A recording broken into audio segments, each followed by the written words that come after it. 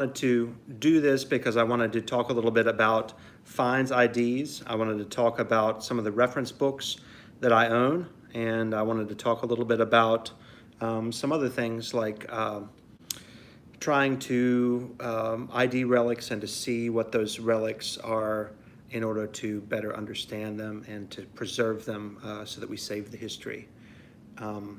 So I think that's pretty important, and I really think that no matter what, we are the people who inherit this history. So we are the people who have to do something with these relics that we find. So I think that it's super important that we ID them accurately and learn all that we can, because otherwise we're just people taking things from the ground and not really knowing what they are and not really giving them the respect that they deserve in many cases. So I think that it's super important for us to investigate all that we can, preserve all that we can, and pass those stories on. And I articulate that a little better in my book, but that's kind of the short version of that. So I want to talk a little bit about tonight about reference libraries and give you all some ideas on the types of books that I have in my own reference library. I guess I probably have about 120 books in my reference library or so, maybe 140, somewhere around in there. Way too many, because I'm just a sucker for any sort of book. There's like every relic book that I see, I'm like, I gotta buy that relic book. I start sweating, and then for some reason, my thumb just clicks purchase, and then I have another relic book. It's really a problem, but I don't want to talk about it. So there's a lot of other resources that I use online. Some of those resources are good online that you'll see, and some of them are not good. So I just want to go through a couple of online resources. There's some diagnostic artifacts resources. There's, oh, I'm sorry to hear that, Mark. By the way, we got Mark and Jimmy in the house tonight already. Good to see you too, friends. It's bad when, in a divorce, when you lose your relic books. I mean, that's pretty bad. But at least, maybe they didn't saw the couch in half or anything. So, but these online resources like diagnostic artifact resources, things like that, you will see that there are some reputable resources and some non-reputable resources online. First off, eBay is not a reputable resource. Any sort of finds, live auctioneers or any sort of auction, WorthPoint, those things. Hey, it's Doug Snyder. Good to see you, my friend. How's it going, buddy? Great channel supporter there, Doug. Excellent guy, great friend, long-time friend and supporter there. Yeah, good to see you. Places like WorthPoint, places like live auctioneers, these are not good resources. And the reason why is because every auction listing in live auctioneers, for example, is written by the person who's selling the item. So the listing's not what the item necessarily is, it's what the person thinks it is or what they want it to be. Glad to hear you're doing good, Doug. Yeah, Mark, yeah, get that collection rebuilt. It just takes time. So I'm gonna share some of these thoughts about some of these online resources first. And online resources, a lot of them are not good. There are some that I go to. They're diagnostic artifacts resources, pottery, the antique-padlocks resource online is really good. I'm going to put these resources, some of the good resources, in the comments here. Hey, DF, how's it going, buddy? And welcome. So some of those resources, as you know, like just because you see it online doesn't mean it's true. It's weird because as a hobby, we call things certain things sometimes just as slang, but actually those items weren't called that by people in the past, and in many cases they aren't called that by archaeologists, and in other cases they aren't called that by anybody in the collecting world, just us as metal detector hobbyists. So just by changing a search term, you can literally have 100,000 hits of items that are similar to yours. So I think a lot of it is we get in this silo of not understanding that there's a bigger world out there, and that we actually do ourselves justice by understanding what other people call the relics that we dig. And I'll give you an example of that here later on in this live stream. Something that we call it one thing, but actually it's actually something else. So, got a frog in my throat. Awesome. Reading American Digger magazine, Doug Snyder says, yeah, great magazine. Wow. Please subscribe to American Digger magazine. Phenomenal. Butch Holcomb, the editor, who's publishing my upcoming Relic ID Bible. And I'm super excited about that book coming out. We're up to, I guess, 1,550 photos or so of relics. And these are not just like, it's not relic porn, okay? It's not like relics that nobody would dig. It's relics that everybody has dug, that probably most people don't know what they are. So I'm super excited to share that information in that book. So after those comments about online pitfalls, I just wanted to kind of share a little bit about my reference library. I've got a lot of general books, but then I have tons of really specific books. So it's like I have books that are specifically about hard times tokens, or specifically about ID discs of the Civil War. I've dug, had the good fortune of digging, Civil War ID discs, and I had to ID those from a book rather than just, take my chances or try to find a matching example online. Hey, Martin Smith in the house. Good to see you, my friend. Yeah, a longtime online buddy, Martin Smith here. Yeah, great. If you have questions as we go, just type them in the chat and I'll see them immediately and answer them. Okay, so I want to give you a couple of examples of like a general relic book, for example. A general relic book would be a relic book that has many different types of relics, whether they're organized around a theme or not. The theme could be a historical event, a time period, or militaria in general. And then I want to talk about specific relic books. So one of the great relic books, I think, is this Howard Crouch book, Civil War Artifacts. This book was published some years ago, and I want to say probably in the 70s, I would like to say originally. It says 1995 though, so this may have been either a reprint or a more recent thing. But this is a pretty important book. Now there are some misidentifications in this book, but not many. And I'll tell you, for getting all of this compiled, Civil War stuff compiled well before the internet really had much metal detecting stuff going on.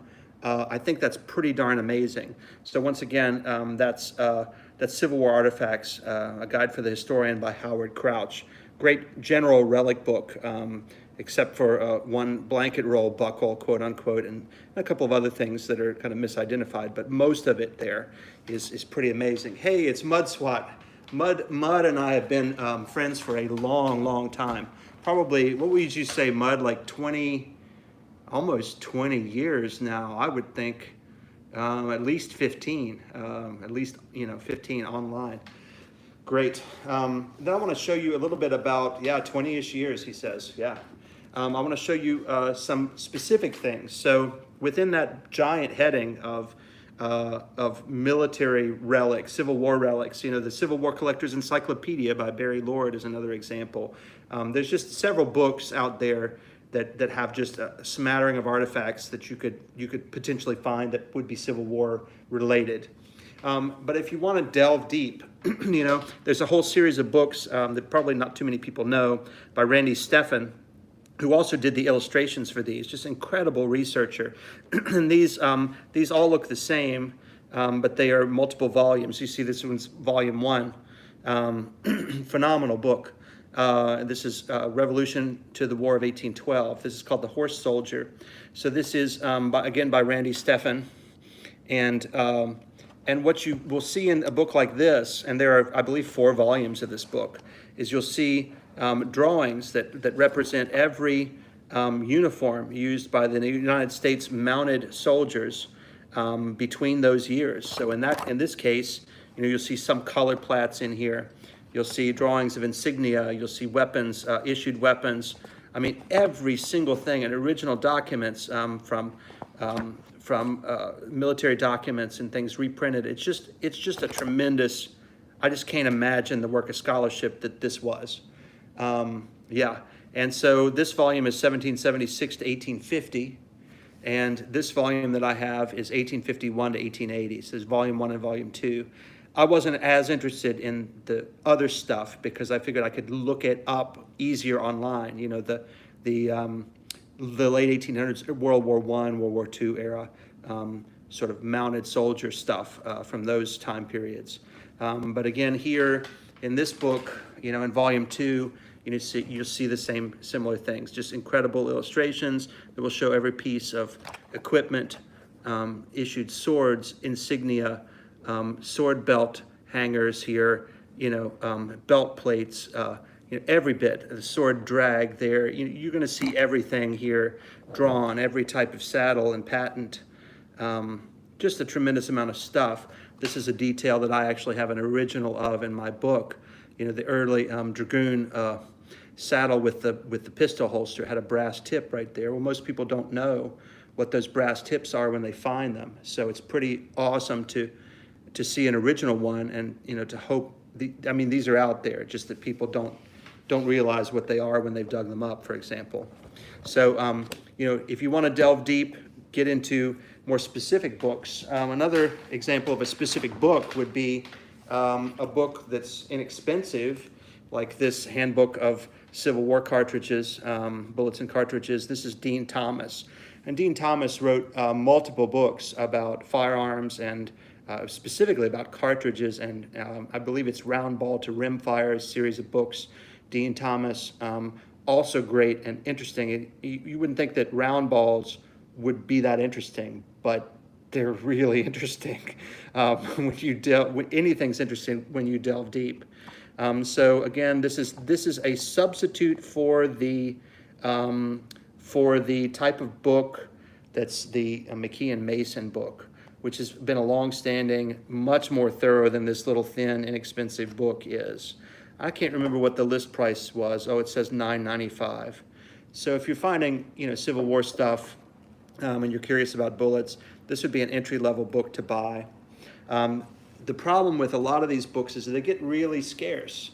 So this is Civil War Projectiles 2, and this is by, of course, McKee and Mason.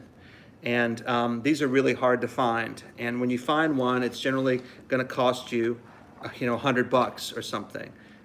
So when you see, you know, every single kind of bullet ever made and every measurement of everything, and that's just, it's crazy, thousands of bullets. But again, when you're dealing with books like this that go out of print, they become very expensive to purchase. So, you know, I would say that you're probably going to be out $100 or at least 75 or 80 to buy a used copy of that book. So that's one example of where there's a newer book that's maybe not as good or as thorough in many ways, and then an older reference that's incredible but harder to get. Doug says he just bought the Thomas book. Yeah, great. That's a good investment, I think, for anybody. Mudswat says, I found 2 War of 1812 buttons in the field near my house, sold the bad one for $100, kept the good one worth about $150. Oh, wow. Wow, what branch of military were they? Were they artillery, infantry, so forth? Mud, just really cool. I'm going to talk a little bit about a general book here. And this is actually the book that inspired me to write my my relic guide, and this is Bill Dancy's book. This is Discovering Virginia's Colonial Artifacts, Bill Dancy. And this is another publication by Butch Holcomb and American Digger, Graybird Publishers, okay? And this is just chock full of so much stuff. I mean, it's all full color. It's beautifully laid out, and wow, it's just a tremendous amount of information and pictures of original weapons and buttons and artifacts and military buttons and coins, and I mean, you name it, it's in here. And I was just so impressed with this book, particularly, you know, even things as simple as buckles and iron relics. And Bill Dancy, of course, a Virginia treasure hunter, He's been digging for a long time, found amazing, amazing things. And now, of course, this book, because the print run has run out, I was lucky enough to get one early on when they were $59, but now they are, goodness, $200 for this book. Pretty wild.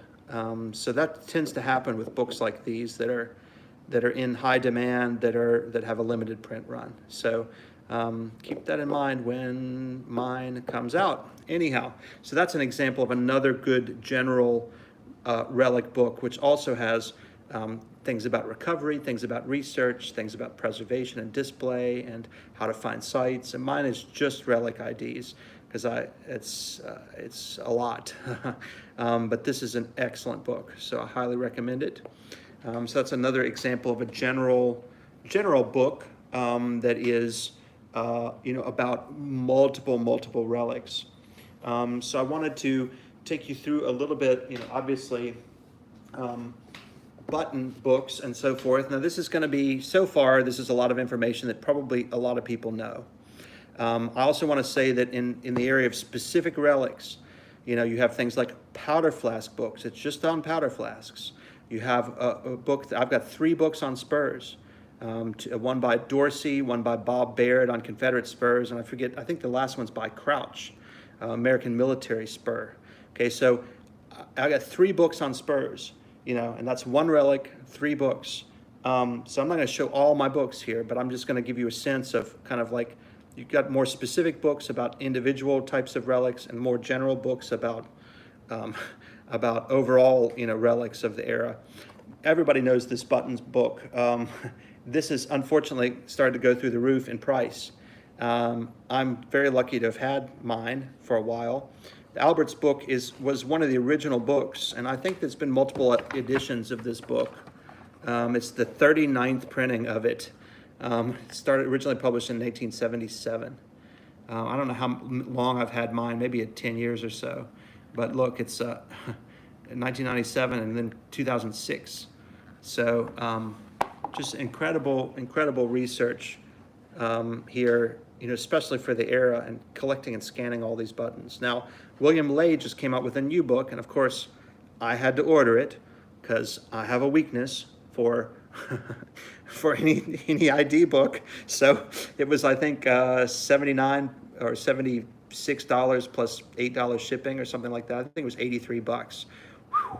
But that's going to be a phenomenal book, and it only covers buttons in the very early stages of the country, up just one-piece buttons, like from 1776 to 1835, I think is something like and there's buttons that have never been photographed in any other book that appear there. So I'm super excited to see that. But this is the Alberts book. Anytime somebody says, here's the Alberts number is whatever, what is it, NY 103, then you know that it's a New York button and it's number 103 in Alberts, for example. So pretty cool. Yeah, Mark says we all have the reference book addiction. I think that the Tice book, the Alberts book is good for some things. The Tice book is better for other things. If I'm looking up early buttons, I'm wanting Alberts. If I'm looking up buttons that are after 1865, I want Alberts. But if I'm looking up Civil War and War of 1812 buttons and things like that, I want Tice. Tice is just a newer resource. It is excellent. There are pages at the beginning that talk about all of the button companies. Here's Benedict & Co. with their dates. So if you see that company, then you get to know what their backmarks are and what their dates are. Here's a list of American button makers, 1776 to 1865. And there's all of these names, page after page after page of names. Pretty amazing stuff. Another book is the Bazelon book, Bazelon was the co-author of William Ley's new book on early buttons. And Bazelon, Bruce Bazelon, did a listing of just military button makers and their backmarks. That's a tiny book that you could probably still buy used. You could probably find it somewhere. But Tice now has gotten unaffordable. It's been $150, $200 now, which is crazy. I'm glad I got mine when I did, but just a stunning resource. So there's some books on buttons. Now, if pictorial work clothes buttons are your thing, there's a book on pictorial work clothes buttons. If Goodyear rubber or gutta percha buttons are your thing, there's a whole book on those. So it's crazy how there are individual reference books on very small fields. Oh God, as much as 350. Ooh, Tice. Maybe I should scan my copy of Tice and sell it. Ooh, there's an idea.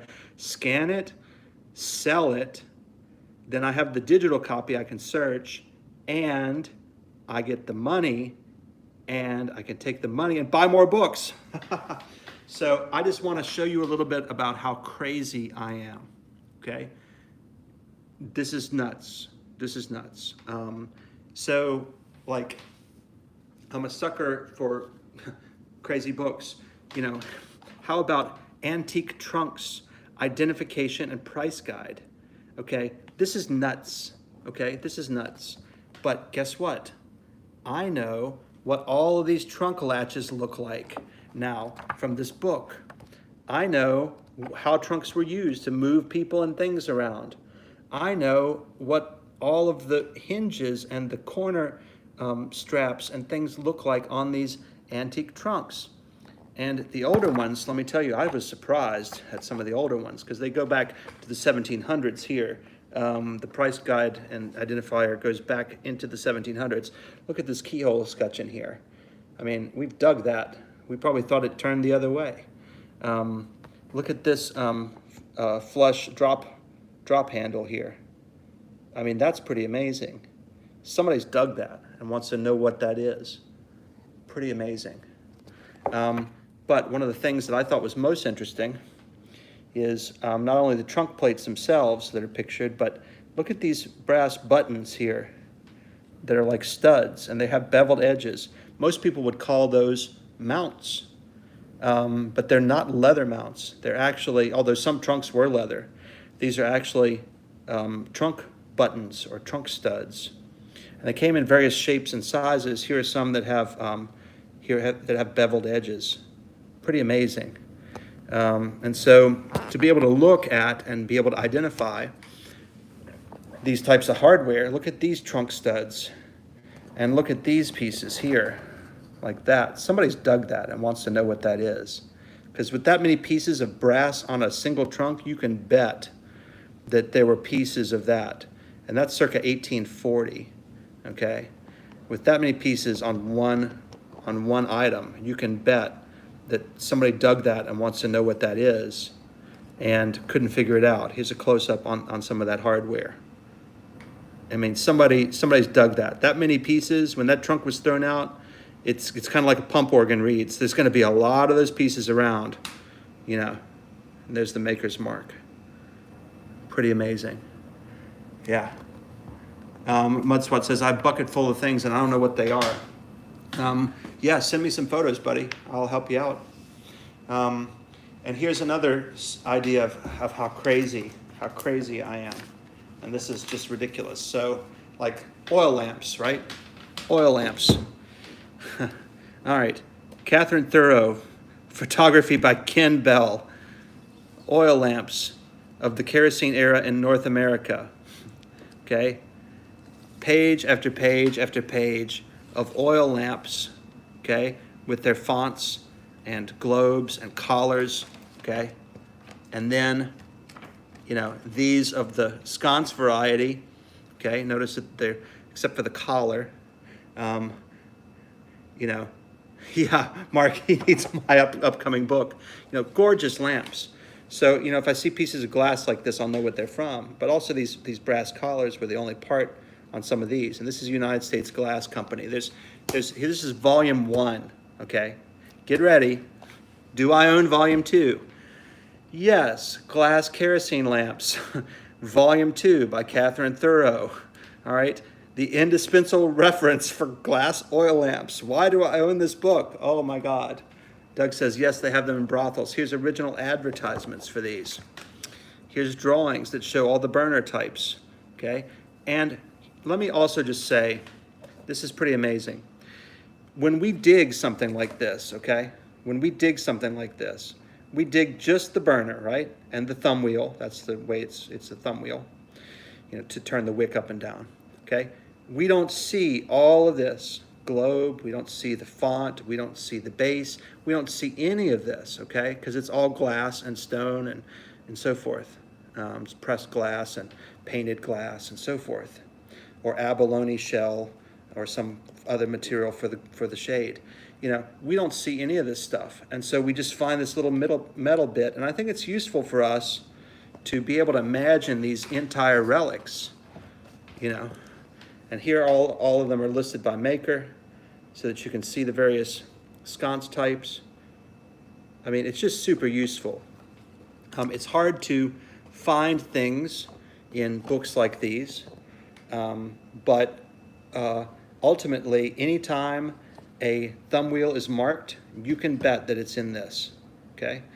And if it's not in volume 1 or volume 2, does Buckle Boy own volume 3? Take a guess. Yes, Buckle Boy owns Oil Lamps by Catherine Thoreau, volume 3, Victorian Kerosene Lighting, 1860 to 1900. Of course, because, I can't resist, right? I cannot resist.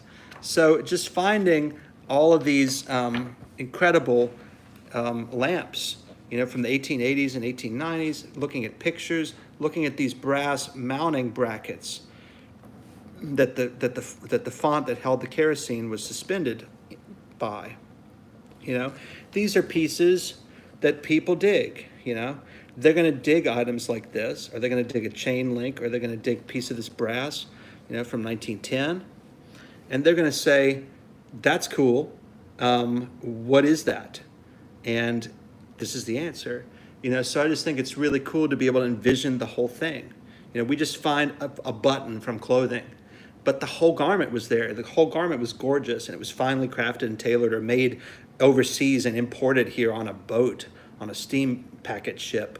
And so that's just wild, It's cool to be able to envision the entire parts of all of the items, rather than just some of those. So Lucky Duck Digger, hey, how's it going? I think I've found arms and round brass pieces from oil lamps. Yeah, I bet. Yeah, totally. Look at these. Look at this handle here on the side of this. I think that would definitely be a part that would be dug, for example. Martin, hey, Martin, how's it going? I found some brass pieces that were from outside lamps. Think they were carbide. Do you have any info? I'd have to see them to kind of give an idea. But, pretty wild. Kerosene lamp burners and trimmings. God, just the amount of stuff in here is just wild. And I look at all this stuff and I'm like, somebody's dug that, And, with the double wick, somebody's dug that and wants to know what that is. Pretty wild. So, yeah, speaking of useless books, one of the things that I had already said, yeah, thanks so much. Please do send some pics. You can reach out to me on Facebook as well. Facebook DMs. Yeah, the page with the round piece is so cool. Here's another, this is just the Civil War stuff. This is identification discs of Union soldiers in the Civil War. Pretty specific book. And here's the authors of it. Oh, awesome. Mark says he's got a double wick oil lantern piece. This obviously gets really specific, but guess what? You've got photos of every single style and type of Civil War ID disc known. Pretty wild. And I was actually able to make some inferences about the ID disc that I found here in Louisiana, about where it was lost, who it was lost by. Well, I knew who it was lost by, where it was lost, how it was lost, where the person mustered in, because I saw a pattern in where those were dispensed, which sutler would have had that. Pretty wild. So, these are just really cool. And FYI, if you do find an ID disc, this stamped side, it was always like a cast side, okay? And then a stamped side. On the stamped side, notice how lightly stamped those are. So you just need to be careful when you clean that. Take a picture of every step of the way. If you just put water on that, that sometimes can be gone. So you just got to go very, very carefully with these, or else the information, the identity of that soldier will never be known. I mean, that's stressful, but it's what we do as hobbyists, to make sure that we care for the history that we find. But there's an example of a highly specific resource book, and I mean, it's 200 pages, 210 pages. So, pretty decent thing about a very specific topic. So I just want to show you that. And then I wanted to show you this. I've kind of made reference to this in a joking way, but this is Historic Louisiana Nails, okay? Aids to the Dating of Old Buildings, okay, by J. Edwards and Tom Wells. And this has all of the nail types that you could ever want on the front of the book. Take a look at this. Look at those nail types. Okay, and the dates. There's your kind of rose-headed nail. Look at the date there. Okay, pretty amazing. Just awesome. Okay, it shows the tops of the nails from the top down there. And then there's a lot of information about excavated nails. Okay, excavated nails. Would you believe that I own this book? I don't even believe that I own this book. Is this not crazy? Okay. Louisiana Nails. It's a little light reading, to my wife as a bedtime story. Nail types and where they were found and the dates. Oh my. All right. So at any rate, all joking aside, you can go down any rabbit hole very, very crazily deep, okay? So it's not a bad thing. Just everything you find is its own rabbit hole. So why not just start going down that when you have time? Why not buy a book here and there? And the more you know, nobody can ever take that away from you. So when you find that relic again, then you know more about the people that lived there. You can draw conclusions about where various types of relics are found and what types of relics you expect to find based on what you've already found. So I think it's all fascinating. Yes, Doug, I do have marble books. I did not drag them in here, but I think I have 3 marble books. One is a price guide, one is an ID book, and I can't remember what the third one is. I think it's kind of just a little cheap marble book, but I've got like 3 marble books. I've got a book on porcelain dolls. I've got some books on bottles. I mean, it's just crazy. Like I said, I probably have 120 books that are ID related, and then I probably have another 75 books that are either Louisiana history or diaries or copies of things, just stacks and stacks of copies of things in files from special collections and from private collectors and archives and libraries. Coin books are obvious, yeah. I think a lot of things are obvious, but the deeper I get in things, the more I'm like, not everything's obvious. Let's see, Miserman, how are you doing? Says, oil lamp parts are a staple of field detecting. Absolutely. You find them everywhere. There's so many of these things that are variations on a theme, Yeah, knowledge is the drive in my passion for history and relic hunting, Mark says. Yeah, absolutely, well said. It's tremendous to think of all the items that are out there and how much you can learn about every single item. Now, I do want to spend a little bit of time also talking about specific historical items, because all of these have been books that were put together in the present about items from the past, right? They're all they're not primary documents, right? They're not things published back then that list the things. So what I want to do now is talk a little bit about the resources, that were published back then, which actually are useful to identify the things, in their original context. So one of the biggest ways you can do this is with mail order catalogs from the past. After the Industrial Revolution, the United States had this incredible upswing in the amount of stuff that we could make. You know, copper, brass, all of these things started to be found domestically. Finally, Carson City, we got silver, finally, aside from just having to melt down Spanish silver reals from Mexico to make everything that we had. And it allowed us to go to a 92.5% silver standard. Before that, we were on a coin silver standard, which was Spanish reals, 90% silver. That's why we couldn't go to 92.5 like England could, is because we had no source for silver in the United States before the Comstock Lode. Any bit of sterling silver was imported. Pretty wild when you think about it. And every piece of historic silverware, as well as almost every coin minted in the United States before the Civil War, was made of melted jewelry and so forth, silverware, and melted Spanish reals. Pretty wild. Lucky Duck says, every object is a snapshot of the life lived in the area. That's so true. That is so true. So let's talk about a few of these mail order catalogs. I have in my possession probably 4 or 5 really good ones that are printed. And then I also have in my possession, of course, the ability to look online. And there's maybe 10 others, 8 or 10 others online. Some of them are specific. They focus on things like horse tack or home furnishings. Some of them are just general catalogs like the Sears and Roebuck or the Montgomery Ward catalogs. Doug says, I learned something new today about silver. Yeah, thanks so much. Basically, these catalogs were published back then. They're not like these books that I just went through that were published now about things in the past. These are actually what the people called them, how they were used, and all of these types of things. And so I just want to talk a little bit about that. The Sears and Roebuck catalog is a staple in my collection. This is the 1897 one.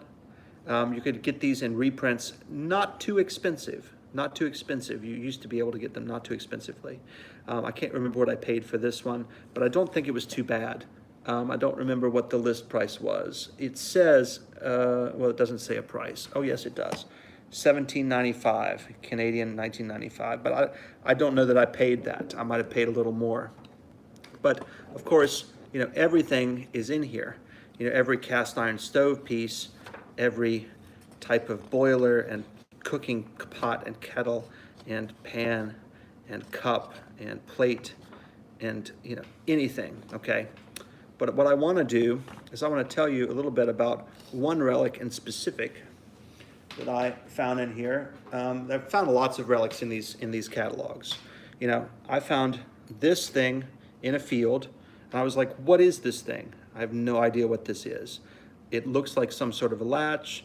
It could be something industrial, but it's too decorative. It's probably late 1800s, early 1900s, judging by how decorative it is. And I don't really have any idea what that is. So then in the same field, I found this, which looked similar and had some design elements that were similar. And so I'm like, what is this thing? Okay, what is it? Well, the two did indeed fit together, okay? And one of the things that I found, and I'll just show you how I use these books, is this. This is the exact sash lock. It is an Ives patent sash lock. You can see this curved piece that went through the sash lock itself on the window jamb. You see this piece that would turn that, okay? You know. All right, so that is the exact piece, fancy piece, Ives sash lock. So now I have a date for this from the Sears Roebuck catalog from 1897 that this relic came from, okay? So I know it was, among other things, mail ordered through Sears. Pretty wild. So you can go through this, and it doesn't matter how many times you go through it, you're still gonna see more items in magazines like these. And, you know, like I said, these magazines are, how many pages is this? Oh God, 700 pages. There are magazines, mail order magazines online that are 1,500, 1,600, 2,000 pages, okay? That are visible free online in scans, okay? So through Google Books and other means. And So this is a lot of the ID, is just looking through, and you can have a sense of what something is and then figure it out. Now I want to show you a couple other things in here. Okay. One of the things I want to show you is this. This page has all kinds of fancy, it says fancy hair and hat pins, okay? Fancy hair ornaments and hat pins, filled solid and gold filled and solid gold thimbles, okay? Solid sterling silver mounted goods. So there's a button hook, okay? Here's plated silver scissors. The handles are thin silver applique, okay? Of course, the steel scissors themselves, okay? Interesting and fascinating. Okay, I've actually found one of these silver key rings before. Pretty wild. You can see the relative prices of these things. You can actually figure out how affluent would somebody have to be to buy a, whatever the heck this thing is, silk satin garter, okay? $1.90, I think that says. $1.90 with 4 cents postage. How affluent would somebody, what was $1.90 worth in 1897? You can see all these handles were silver with these silver appliques here. Okay, so interesting manicure and button hook set, okay?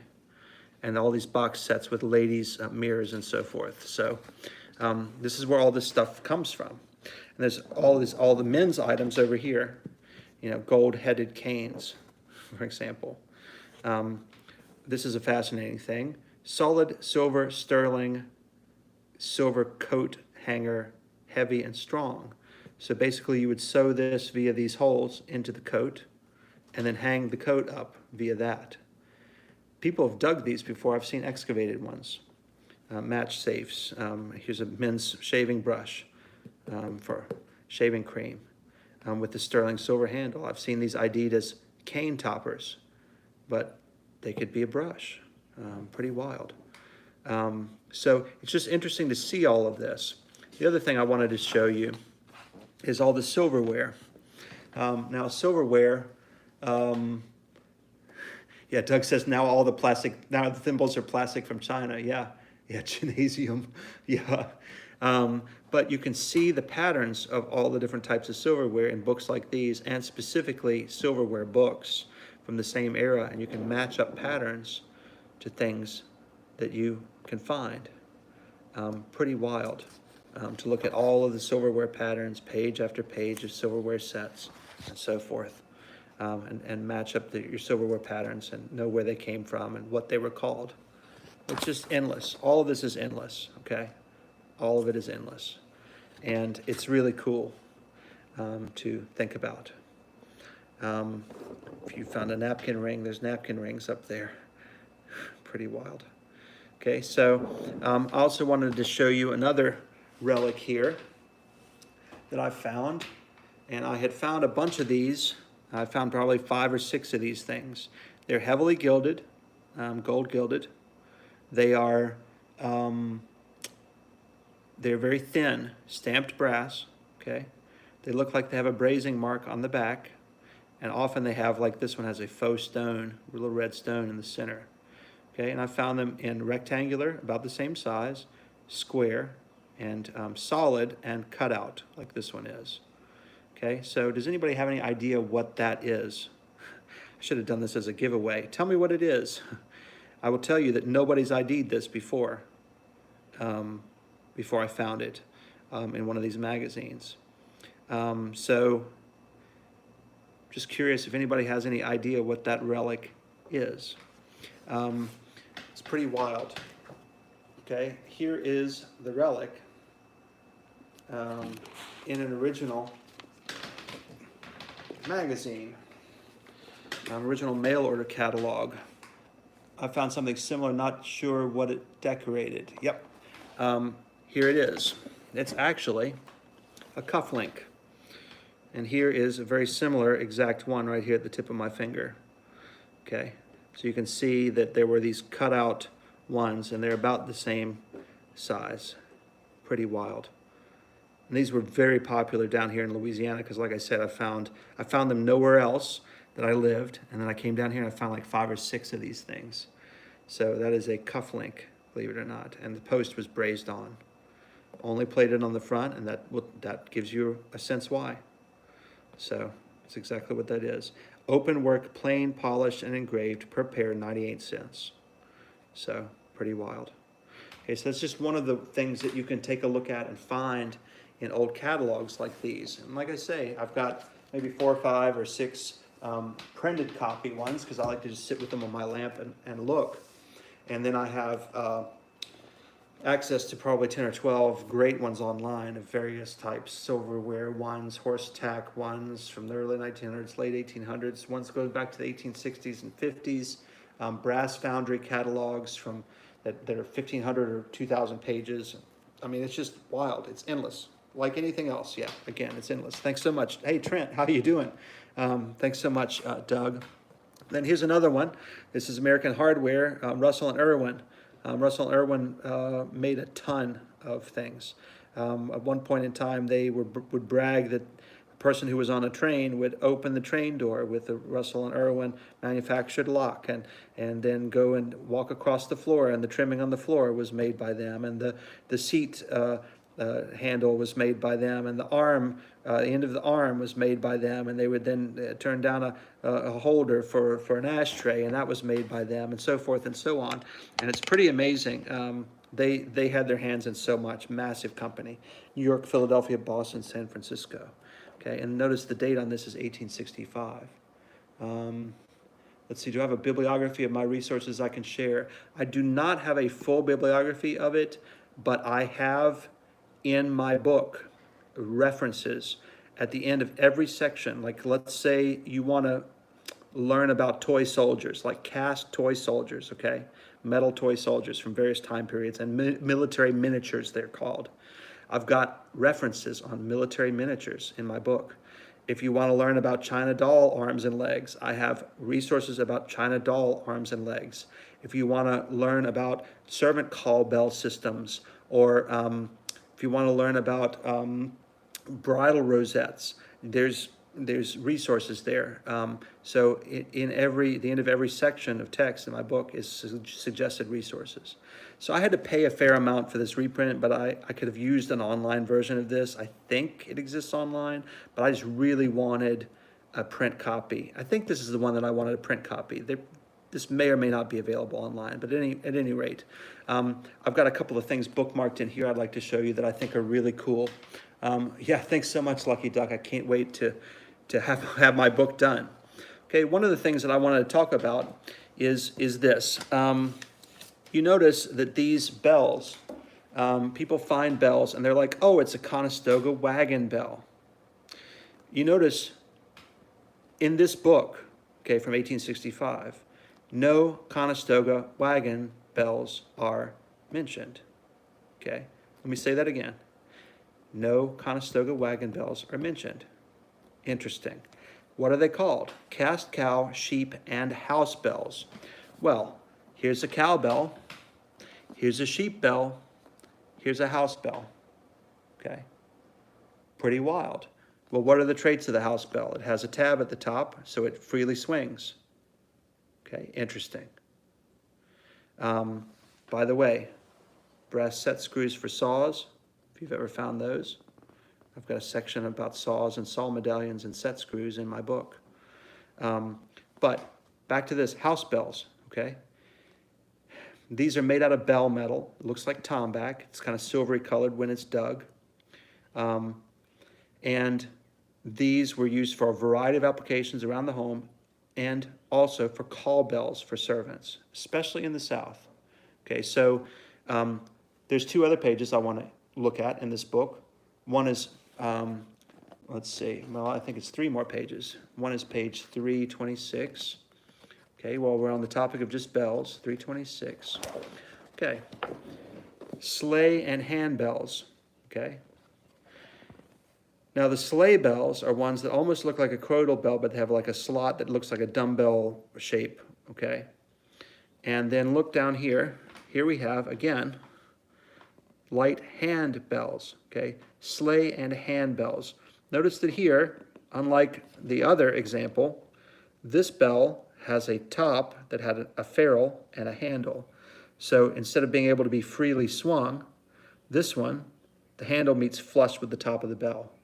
Okay, so that is a bell that was rung by hand. Okay. Then I want to show you page 329. Okay, here we have again house, sheep, and cow bells, etc. Okay, common metal house bells. What does that look like? A Conestoga wagon bell. Conestoga wagon bell. It's a house bell. Okay, and it shows the sizes here: 1, 2, 3, 4, 5, 6, 7, 8. And it says the outside could be rough or it could be polished. Okay. Notice that they also have sheep and cow bells there too. Okay, then I want to show you one more thing. Okay, and that's on page 75. So those bells are listed now 3 times in this book as house bells. Now, here's page 75. And this is just one of the things that I want to point out in advance of my book coming out. Okay, here we have house bell trimmings. Okay, house bell trimmings. Okay, what do we see here? We see one of these house bells from the top. And look, here's the spring that goes through that hole so that it can be freely swung. Okay, here's the mount, one of the mounts that is basically a pulley system. So I'm going to explain this in a weird way. So somebody wants service, okay?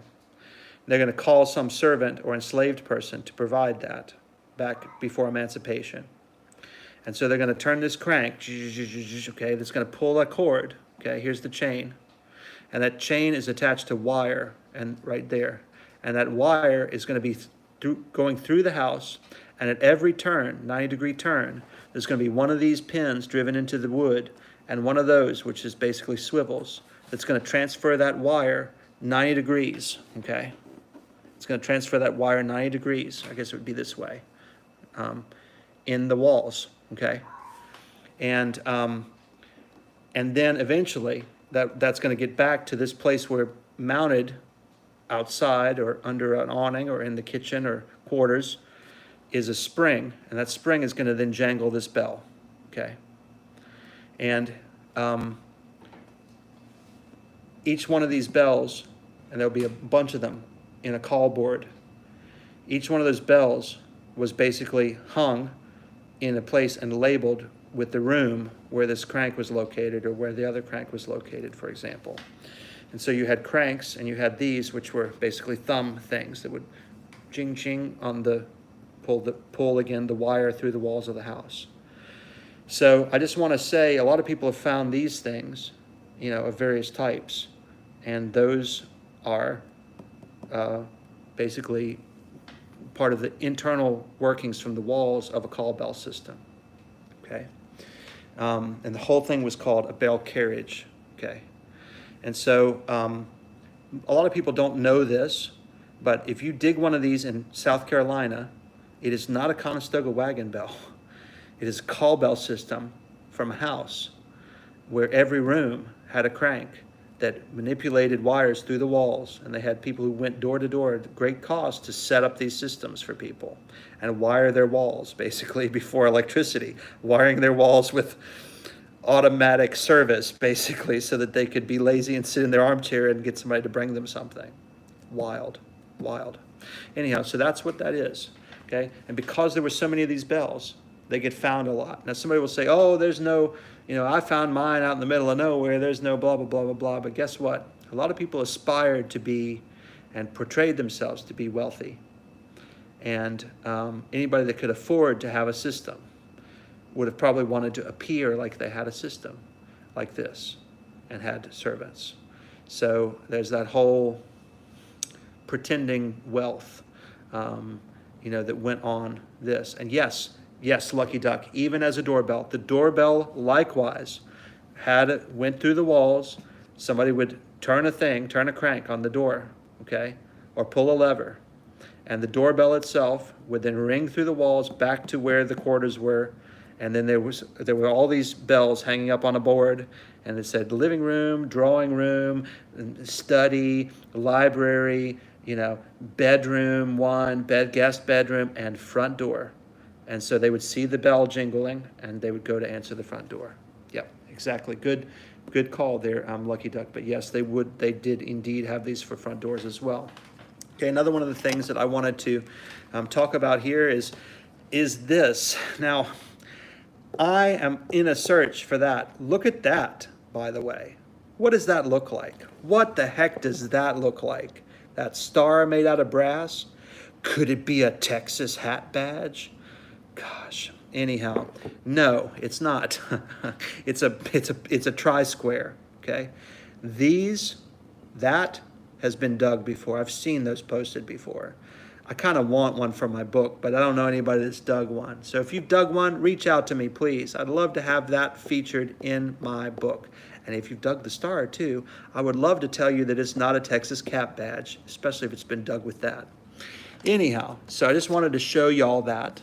That's kind of an interesting relic, okay? And, oh, cool. My dad has tri-squares with metal pieces like that. I'd love to see a picture of Lucky Duck. Maybe we could feature a non-dug one.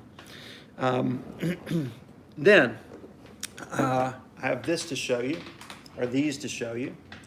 And we've all dug these, okay? Come in various shapes, sizes, various triangular shapes, rectangular shapes. These two were dug in the same site, okay? They're a matching pair, okay? Everyone says, those are Rains guys. Julie, hey, how you doing? Dispatched, hey, buddy. Yeah. I dug a Diston and Sons Philadelphia Saw medallion, late 1800 to early 1900. Yeah, Diston and Sons. There's a great website called the Distonian Institute that has all of the Diston hand saw medallions listed and dated. DISSTONIAN Institute. So that's a great one. Yes, they also had dinner bells, sleigh bells, desk bells, and tea bells as well. Mud SWAT, yeah. So these, everybody's like, oh, I know what those are. They're Rains guides. Womp womp. They're not Rains guides. These had the function of the rains passing through, yeah. But they were never called Rains guides. In fact, they were called turrets. So if you search Rains guide, it's one of my pet peeves, you're going to find some hits from metal detector hobbyists. If you search Terret, T-E-R-R-E-T, then you're going to come up with a million hits of all different kinds, including fly turrets, which had a little swinging part that was here, okay, of various shapes, that was supposed to keep flies away from the animals, as they jingled. And so you're going to be able to see a million different styles of these, okay? But if you call them Rains guides, you're only going to be able to see some that were excavated by hobbyists. So it's an example of where these relics were just called stuff by us informally, and it's not actually true. And just to prove that, you can look up at any horse tack catalog from the 1800s, and you'll see they're called turrets. But look in this 1865 catalog, you'll see that indeed they're called turrets. And here they all are, all the different types, okay? And yes, I know that there's a very small print, but look, here's gag loops, swivels, okay? People call them sword hangers, but they're not, okay? So just want to show that. Look how small the stirrups are too, the various stirrup types. Okay, so, turrets. If you look up Terret, T-E-R-R-E-T, you're going to find tons of hits. Okay, so not a Rains guide, it's a turret. Also want to show you a couple of other things. This is an 1865 catalog, okay? Just going to dispel another myth or two here, okay? We're going to look at some cocks. We're going to look at some raking cocks for couplings for barrels, for draining barrels, and washers and boilers and things, okay? Notice that they made them in two different types, okay? They're not all barrel taps. Notice that you have the screw-in kind, which has these types of threads, and you have the drive-in kind, which have those types of threads meant to be driven in. Notice also that the drive-in kind either has a flat place to drive it in, and the spout down there, or the nose where you would literally tap it, which is where the word tap came from. Okay, drive it in there, and then you could also hang your bucket on the nose, right? Okay, so the drive-in kind, and notice that those types of protrusions do not exist on the screw-in kind, okay? They just have a spout. They don't have any place where you could hit it with a hammer to take it in, to drive it in, okay? So notice that what we call barrel taps as colonial barrel taps is in an 1865 catalog. I just wanted to say that. What we call barrel taps, okay, is in colonial barrel taps, is in an 1865 catalog, okay? Just wanted to show that and speak about that for a second. Okay, and then last of all, just wanted to show, I think that's maybe it. Oh, I had one bookmark here. Let me see what I can find. Yeah. Oh, yeah. All right, I'm going to dispel one last myth here, okay? Look at these locks.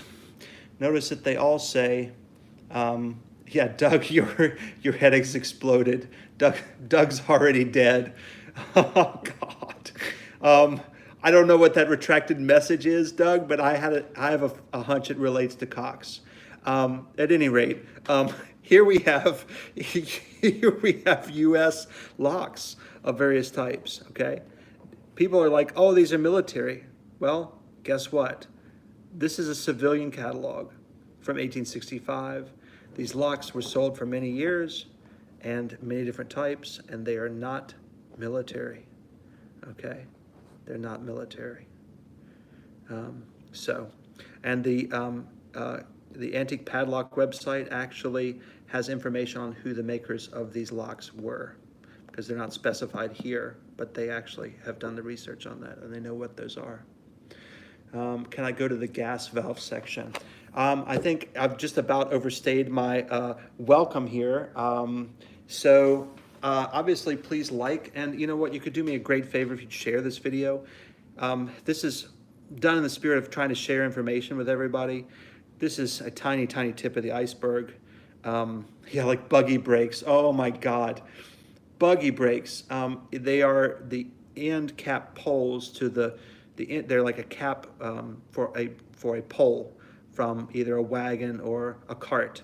There's no such thing as a buggy brake, but yeah, they would drag the ground when the cart was not attached to an animal. And so they wore on the bottom, and that was to protect the wooden shaft, at any rate. So yeah, this is just a tiny bit of the information. This is like a little, like 0.5% of what's in my book. But this is done just to kind of try to get the good information out there. It's all out there. Unfortunately, you have to sort through all the misinformation to find it. And I hope you've enjoyed this. If you've enjoyed this, please share it out. And please like this video. It would be great to see it reposted or reshared somewhere. And if you have any messages, have any questions about IDs, or have any relics that you need identified, please reach out to me. Message me on Facebook, send me a quick note here on YouTube, and I'd be happy to take a look at whatever you have. So I guess that's about it. Thank you all so much for watching the live stream tonight. I really appreciate you. Please like this video. Please subscribe to my channel if you haven't already, and keep digging. Thanks, guys.